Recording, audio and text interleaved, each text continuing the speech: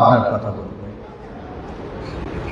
আমাদের কবিয়ালরা বাংলাদেশ সম্পর্কে উচ্চারণ করেছিলেন পুকুর ভরা মাছ, গোয়াল ভরা গরু, গোলা ভরা ধান, আমার সোনার বাংলাদেশ আমি তোমায় ভালোবাসি।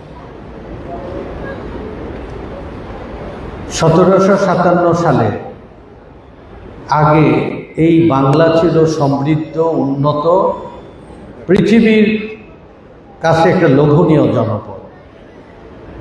বেঙ্গল প্রেসিডেন্সি আলিবর্দী খাঁর নেতৃত্বে একটা স্থিতি পায় এবং সারা দুনিয়াতে এই বাংলার অর্থনীতি, সংস্কৃতি, আমাদের এখানকার সমৃদ্ধি, শিল্প সব কিছুতেই সমৃদ্ধ ছিলেন।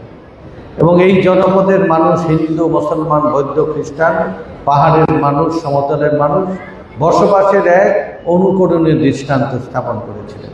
সুখ এবং সম্ভাবনা এবং সামর্থ্যে আকৃষ্ট হয়ে ইংরেজ এসেছে, হুন এসেছে, শক এসেছে, পার্সিয়ানরা এসেছে, মারাঠিরা এসেছে, এই বাংলায় পৃথিবীর বড় বড় শক্তি এসেছে সম্ভাবনা এবং সুখের অংশীদার হওয়ার জন্য।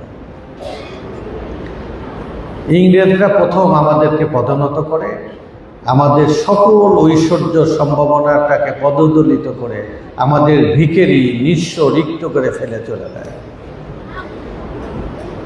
400 বছর আগে আমাদের এখানে বিরাট একটা উচ্চশিক্ষিত জনশক্তি রয়েছে। 400 বছর আগে গুগলে সার্চ করলে 2টি দেশের কথা বলা হয় পৃথিবীর মধ্যে, হয় প্রথম, না হলে রানার সাপ। একটা হচ্ছে বেঙ্গল প্রেসিডেন্সি, দ্বিতীয় হচ্ছে ভারতভুক্তি আরেকটি অঞ্চল হায়দ্রাবাদের নিজাম শাসিত ক্ষত্রিয়, মারাঠি এবং পাঠান এবং বেলুচদের দ্বারা এই জনপদ শাসিত। তারা ছিল দুর্ধর্ষ যোদ্ধার জাতি, তারা পৃথিবীর সমস্ত শক্তিকে পরাভূত করত। সমরাস্ত্রে, বিজ্ঞানে, প্রযুক্তিতে তারা প্রথম, জ্ঞান, ঐশ্বর্য, সভ্যতা, সংস্কৃতিতে বাংলা প্রথম। একসময় বাংলাদেশ সম্পর্কে কবিতা লিখেছিলেন, এখন যেটা জাপানিরা এবং পাশ্চাত্যরা যে মর্যাদা ভোগ করে, এদেশের মানুষ মিথ্যা কথা বলতেন না। শত প্রলোভনে, শত লোভেও এই বাংলার হিন্দু, মুসলমান, বৌদ্ধ, খ্রিস্টান, সমতল পাহাড়ে বসবাসকারী কোনো মানুষ এই জনপদে মিথ্যা কথা বলতেন না। দুধে পানি মিশাতেন না,